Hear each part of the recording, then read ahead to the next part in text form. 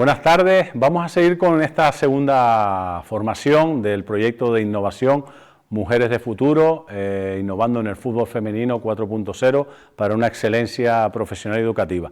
En esta segunda parte, dentro de lo que es la idea de introducirnos en todo lo que es las nuevas tecnologías y acercarnos al seguimiento por distintos medios de la carga de entrenamiento, vamos a trabajar sobre la utilización de los sistemas de seguimiento de la competición, los conocidos normalmente como GPS. Pero ya comento y vuelvo a repetir que los GPS no solamente tienen el propio GPS, sino otro tipo de sistemas inerciales como acelerómetros y giroscopio, etcétera.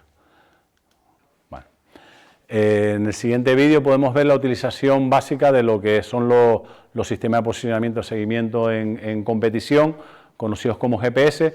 Son unos aparatos que al final hemos podido ver en televisión, que colocamos en unos chalecos, ¿vale? Es importante la colocación de los GPS, ¿vale? Normalmente se están colocando actualmente entre las escápulas porque es una posición fija, donde no hay mucho ruido de los datos. Si colocáramos los GPS a lo mejor en los brazos o los colocáramos en otro sitio, pues nos daría mucho ruido, demasiada información que no nos interesa. Entonces, los estudios y también para conservarlo y preservarlo, de que no se puedan romper, están utilizándose entre las escápulas, pero también ya empieza a hablarse de la necesidad de colocarlos en la zona lumbar, teniendo un mayor riesgo para que se puedan romper en competición, para que den menos ruido, es decir, que la información sea más fiable. ¿De acuerdo? Entonces, bueno, hay distintos modelos, distintas marcas de GPS. En este caso tenemos una que nos los da en vivo. Son pocos datos, hay que ser muy exquisitos a la hora de seleccionar los datos que nos van a interesar, qué variables nos van a interesar. Por lo que he comentado en alguna otra vez, las aceleraciones suelen ser variables muy interesantes, las carreras de alta intensidad suelen ser variables muy interesantes, los picos de velocidad, los sprints, ya que tienen un efecto, bueno, la evidencia científica, aparte de que aquello que no entrena, después es muy complicado conseguir, que es, por ejemplo, sprintar, el sprint tiene un efecto protector, es decir, un efecto preventivo sobre las lesiones isquiosurales que muy pocos ejercicios pueden conseguir. Entonces, si yo quiero evitar lesionarme sprintando, tengo que sprintar. Entonces, conseguir ese pico de velocidad máxima o muy próxima a la máxima durante un mínimo tiempo, ¿vale? Entonces ya, como ven en la imagen, los GPS nos pueden dar, o los sistemas de seguimiento en competición, nos pueden dar distintos datos. Y lo que tenemos que trabajar mucho en este proyecto es cuáles son los datos significativos y cuáles no, ¿vale? Porque ya les digo que en cada momento también pueden ser unos más importantes que otros. A ver. Vale, ¿por qué ha crecido muchísimo la utilización de los sistemas de seguimiento posicional en los últimos años? Sobre todo en el año 2015 la FIFA aprueba la utilización de estos sistemas en competición. Entonces, igual que los estudios a partir de este año empiezan a crecer exponencialmente de evidencia científica, muchísimos estudios nuevos, porque ya se permite en competición, ya podemos tener datos reales de lo que pasa. Si podemos describir el hecho competitivo, podemos luego eso transcribirlo al entrenamiento. Entonces, hay muchos modelos de entrenamiento que nos van a permitir que sabiendo o conociendo la demanda, la exigencia de la competición, vamos a poder interpretar qué pasa y poder modelar el entrenamiento para esa competición, y es muy importante. Hay distintos sistemas de seguimiento. Por un lado están los Tracking Systems, que son mediante cámaras, que fue como se empezó, sobre todo a principios de siglo. Todos podemos recordar a Rafa Benítez en el Liverpool, cómo los empezó a utilizar en los primeros años de este siglo. Luego estarían los de posicionamiento local, donde hay que poner el sistema, digamos, de GPS, de localización, en la instalación. Son muy caros, son los que más fiabilidad dan, los datos son más precisos, pero también son muy caros. Se están utilizando pues en baloncesto, en balonmano, aquellos equipos también que se lo pueden permitir, y en algunos recintos de fútbol, que todos podemos pensar en algunos que hay conocidos, que están muy cerrados. Entonces el sistema de seguimiento de los GPS es imposible que lo detecten, y hay determinados campos que están cerrados y no se pueden detectar, entonces utilizan este sistema de posicionamiento local. Pero los que nosotros vamos a utilizar durante el proyecto son los conocidos como GPS, que son los de sistema por seguimiento por satélite, y por eso hay que intentar configurarlos, ¿vale? Importante, los GPS no ganan partidos, nos van a ayudar, nos van a asesorar, nos van a poder conseguir que entrenemos más cerca de aquello que queremos hacer, porque muchas veces si no tenemos información, no sabemos lo que estamos haciendo, no podemos mejorar. Una cosa que no conocemos, que no evaluamos, que no calificamos y que no llevamos un poco a la transcripción para poder interpretar, es imposible que la podamos trabajar con exactitud. Entonces, es verdad que los GPS no meten goles, pero nos van a ayudar a conseguir competir mejor. Para ello, en el proyecto vamos a reflexionar profundamente sobre las métricas, sobre lo que mide y para qué sirve, ¿vale? Por eso vamos a contar con unas empresas, con unos técnicos que nos van a ayudar muchísimo en cada uno de estos apartados. Empresas que llevan años trabajando con estos sistemas y que nos van a aportar ese rigor científico que nos necesitamos. Aquí, bueno, me han prestado una de las tablas que se utilizan para un poco recoger los datos. Ya les digo, estos sistemas de posicionamiento dan 120 variables. Aquí hay seleccionadas pues unas 18. Unas son más de volumen, es decir, de cantidad de carga de entrenamiento, que lo vamos a ahondar también lo que es la cantidad o volumen de entrenamiento. Otros son más de densidad, es decir, que son muy importantes y cada vez se están valorando mucho más y trabajar en ellos, que son esa carga de entrenamiento por minuto, lo que hacemos en un minuto, es decir, corremos 3 veces en un minuto, es menos si corremos 5 y es menos si corremos 7. Entonces eso es importante porque nos da la densidad del entrenamiento y cada vez está cogiendo más importancia y más significado estos datos. Y al final pues hay unos valores de intensidad, que también es muy importante, porque por ejemplo, lo que comentaba del sprint antes, si yo el sprint no lo realizo aproximadamente o por encima del 85% de mi velocidad máxima, ese sprint no tiene ese efecto protector que decía yo sobre la musculatura isquiosural que tanto se lesiona, por ejemplo, en el fútbol femenino, que cada vez va aumentando más.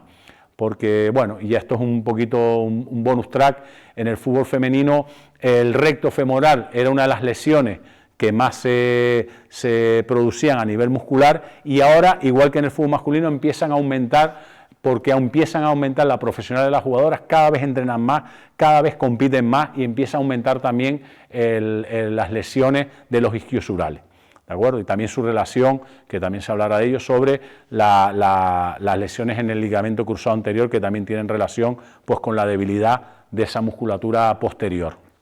Entonces, esta tabla que hemos conseguido, un poco que es real, aquí nos daría pues un poco los datos y esa idea que vamos a buscar para nosotros interpretar los datos que nos dan los GPS, que serían pues por ejemplo este dashboard sencillo que podemos ver aquí, ¿vale?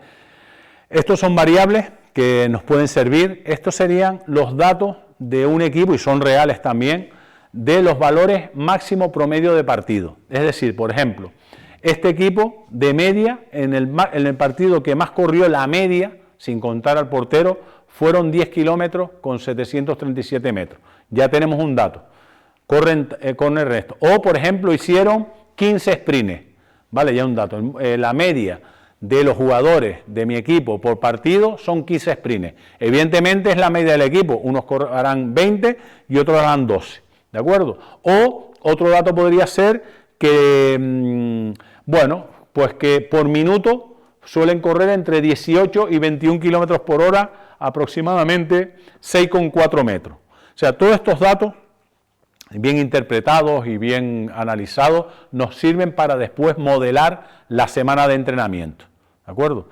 Estos datos nos van a servir para tener unos datos objetivos del partido para después llevarlo al entrenamiento, porque es una forma de planificar y de preparar el microciclo. O, por ejemplo, comparar 2 microciclos, ¿vale? Aquí, si ven, lo que se intentó en este estudio fue en la semana 14, había unos datos, estos que están en rojo, que son los datos de las semanas de entrenamiento, están por debajo de lo que se pretendía, y tras aplicar un programa de entrenamiento de intentar llegar a estos niveles de carga física, se llegaron a todo lo que está en rojo o pasa amarillo o pasa verde. Solamente quedaron, pues habían 6 en este microciclo, 6 rojos, y ahora solo quedaron 2, pasando amarillo. Entonces se acercó a lo que se buscaba en 6 semanas de entrenamiento. También nos puede servir para eso, y vamos a profundizar en cómo modelar la carga de entrenamiento en función del partido y en función de unos valores que vamos a buscar, ¿vale? Según ya le digo, la competición. Sería a nivel individual. También los sistemas de seguimiento, los GPS, nos sirven pues para no solamente la media de equipo, que puede ser un valor que nos pueda interesar, sino también un jugador individual. Nos interesan los laterales derechos, o las laterales derechos en este caso, o las mediocentros, o las delanteros centros, que tengan unos valores determinados. Pero aparte nos va a interesar que una jugadora concreto pues llegue a unos niveles, ¿vale? También por puesto específico, estos son los datos, son datos extraídos del Fútbol Club Barcelona, el primer equipo, donde por puesto específico también hay las medias que se pueden trabajar. Por lo tanto, y ahora iremos al último, el último apartado, podemos sacar las medias de los equipos, y nos interesa tener esos valores, podemos trabajar individualmente por jugador, podemos trabajar por puesto específico, ¿vale? Y todo esto llevarlo a las tareas, ¿de acuerdo? A las tareas, que es lo que al final, el último hecho que nos va a interesar, que yo tengo unos datos, pero cómo eso lo consigo llevar al entrenamiento. Entonces, es importante conocer las consecuencias funcionales que vamos a introducir con cada variable. Es decir, si yo aumento el espacio, ¿qué pasa con la carga física? Si yo aumento el número de jugadores, ¿qué pasa con la carga física? Si yo, por ejemplo, el entrenador motiva más, eso está bastante evidenciado en el entrenamiento. Si yo pongo una tarea y me voy como entrenador o como preparador físico, la carga va a bajar. Es normal que el entrenador o los preparadores físicos, el cuerpo técnico esté intentando motivar, venga, subimos chicas, presionamos, presión ante pérdida de balón, vamos rápido a ocupar los espacios libres, desmarquémonos, etcétera. Entonces, todo eso va a hacer que la carga física funcione. Entonces, esto también nos va a interesar dentro de la parte final del proyecto de metodología, pues bueno, el número de jugadores, comodines, que esto está muy referenciado en la bibliografía ya de los últimos 10 años, la orientación del espacio. A veces, por ejemplo, nos interesa utilizar espacios rectangulares, muy largos, para que se den esos picos de velocidad. Si nosotros hacemos espacios cuadrados, no va a haber sprints, pues no da tiempo.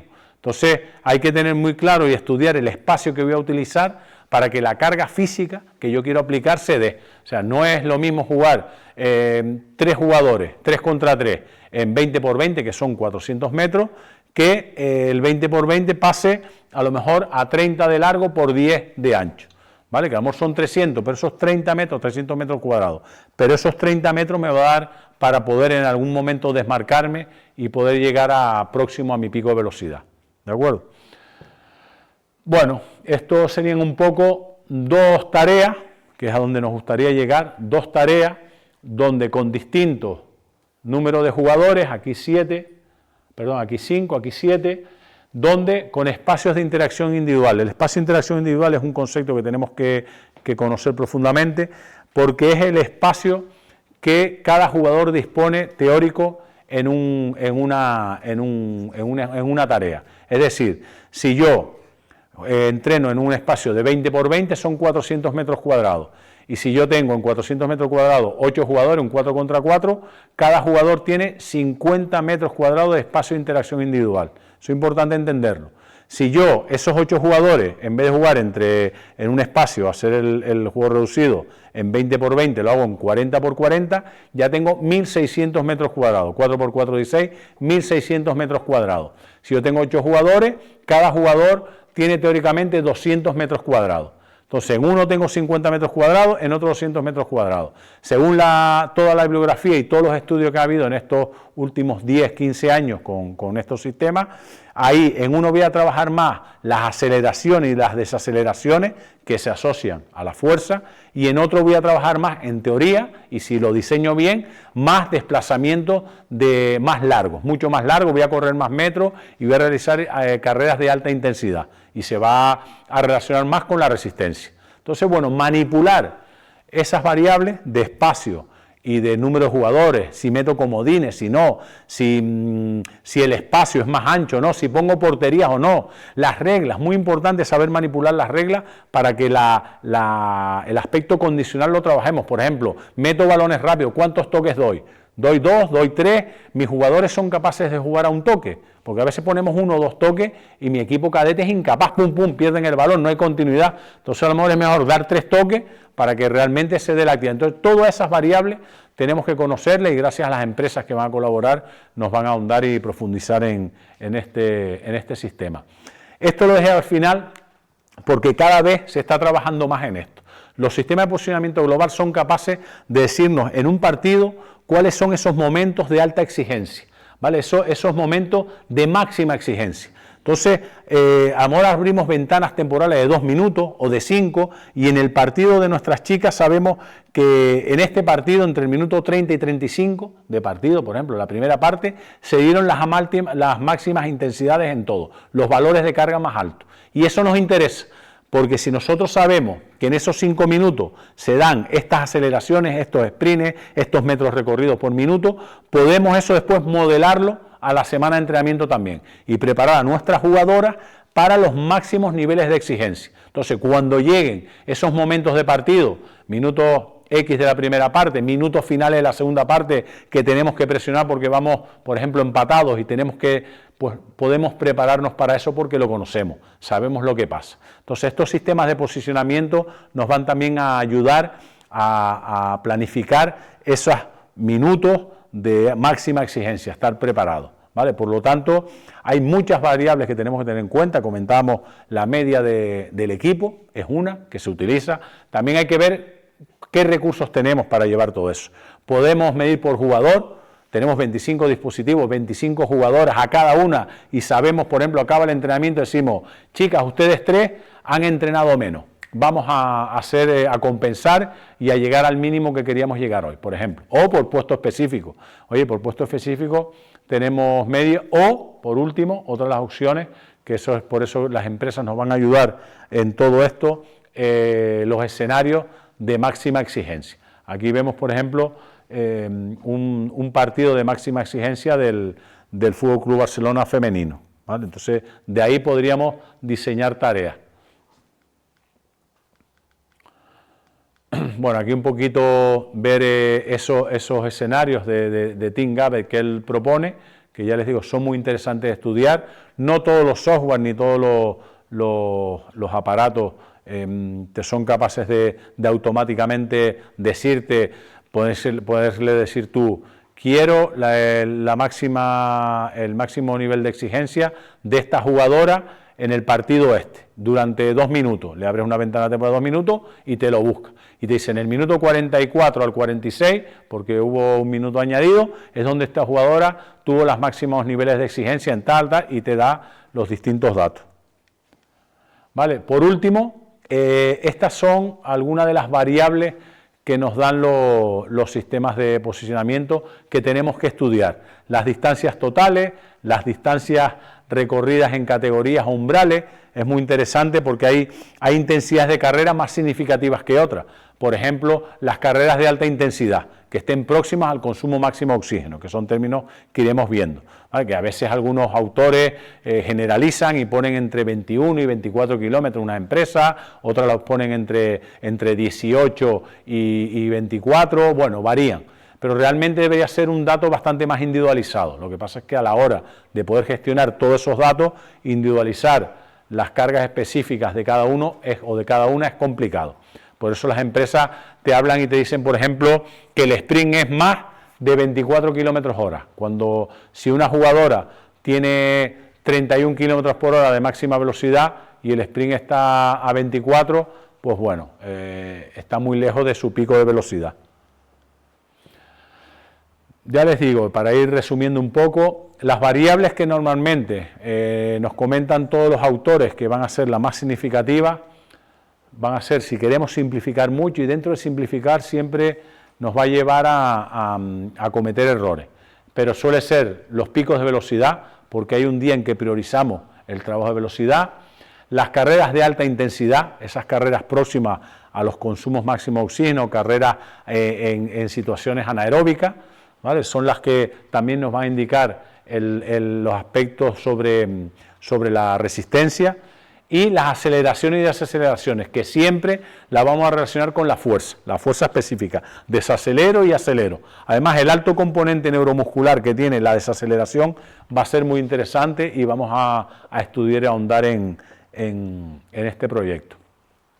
De la forma de planificar, tenemos que ver cuál nos va a interesar de los distintos modelos de planificación que en la literatura aparecen y que hemos estado valorando, pues va a ser el último, la gestión de las demandas del juego. Nosotros vamos a basar nuestro modelo de planificación, evidentemente, priorización clásica nos sirve para muchas cosas, los sistemas complejos, tanto las propuestas del microciclo estructurado de Paco Seirulo o la priorización táctica de Frade y de la Escuela de Oporto son muy interesantes.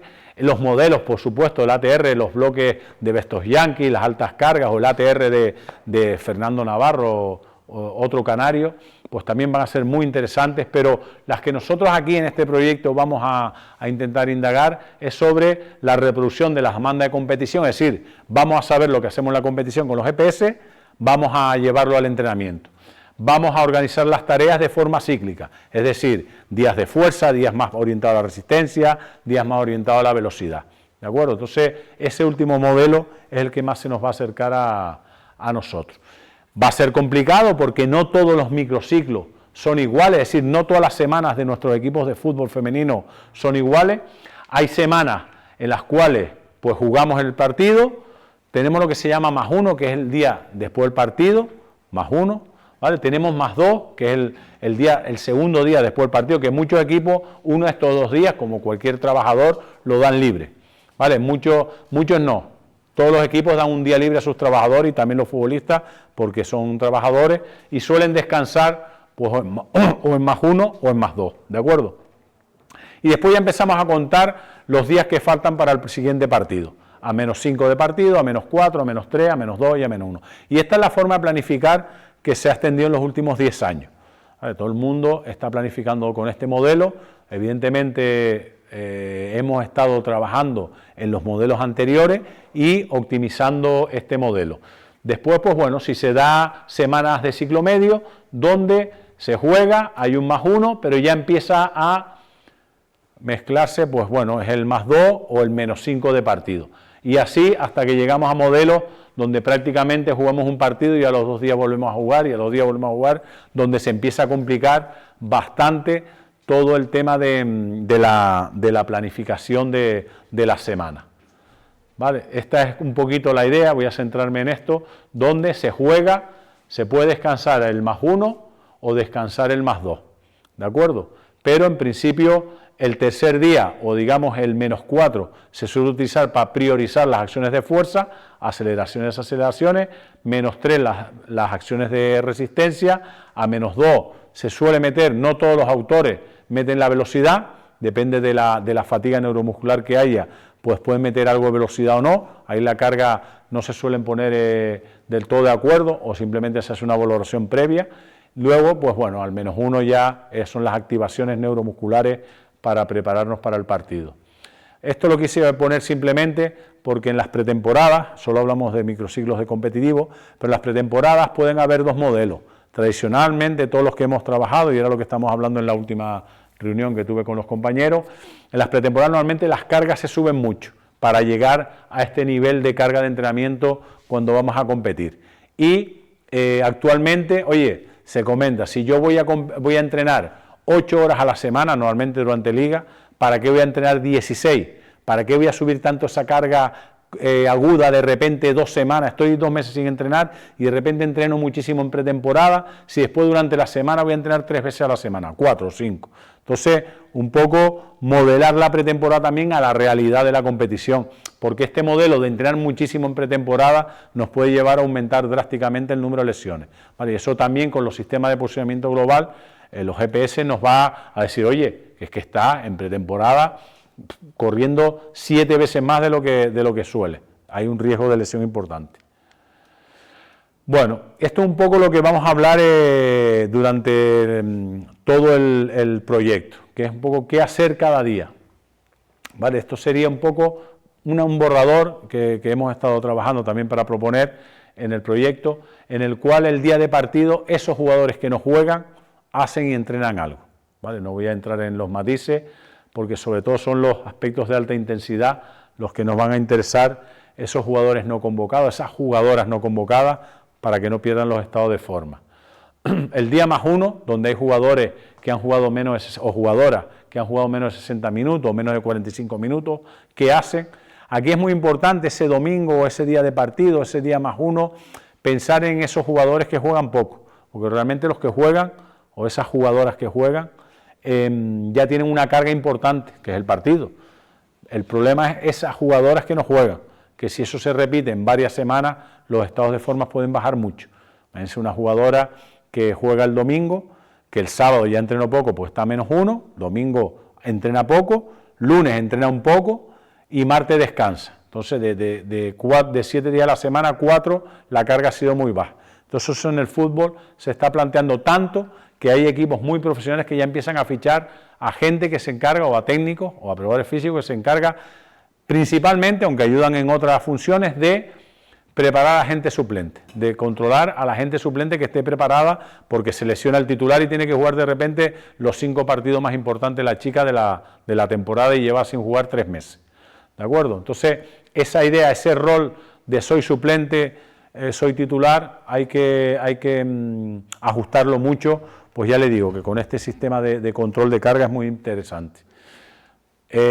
Propuestas que pueden haber de carga a -4, donde se prioriza el trabajo de aceleración y desaceleración, es decir, de fuerza, donde es casi el 60% de la carga, ¿de acuerdo? A -3, que sería donde se prioriza la resistencia, si ven las cargas de resistencia son altas, al 70%. Los días de velocidad, ya les digo, ahí, bueno, podríamos discutir también lo que estén acostumbrados, también la adaptación que tengan las jugadoras, hacer sprints, cómo los hacemos. Los sprints no es fácil conseguir sprints de llegar casi al 100% del máximo, entonces muchas veces está el dilema de si meto ejercicios más analíticos, a veces para conseguir esos sprints, a veces los ejercicios analíticos los hacemos aunque sea al menos cada 2 semanas, meter una dosis entre 6 y 2 sprints. Evidentemente, si no estoy muy acostumbrado o tengo mucha fatiga, pues igual no los hago, pero si tengo una fatiga media, a lo mejor puedo hacer 6, 8, y si estoy adaptado y acostumbrado podría hacer más, hasta 2 sprints. Y luego, pues bueno, a -1, donde las cargas, y ahí lo que se prioriza es la optimización, el tapering que se llama, para después al día siguiente del partido. En esto también va variando muchísimo, ¿vale? Porque hay propuestas muy interesantes que si podemos avanzar, avanzaremos en ellas, sobre la activación la potenciación postetánica, pues el día -1 o incluso el día de partido. Son cosas muy interesantes para discutir, y con los medios que vamos a tener y disponer, pues serían bastante interesantes. Ya les dije que dejaba para el final el concepto de carga aguda y carga crónica, que lo comenté al principio, que es esa idea de la carga aguda es corro 10 kilómetros, ¿de acuerdo? Y la carga crónica es que durante 3 semanas, pues estoy corriendo, por ejemplo, todos los días esos 10 kilómetros, entonces me he adaptado a los 10 kilómetros, tengo que tener cuidado a la hora de oscilar las cargas porque mi organismo está adaptado a correr 10 kilómetros. Si de repente corro 18, pues puedo tener problemas en cuanto al aumento de todo el aspecto lesivo, aumento de la potencialidad lesiva. No sé si alguno tiene alguna pregunta, y aquí terminamos la segunda formación, la segunda actividad.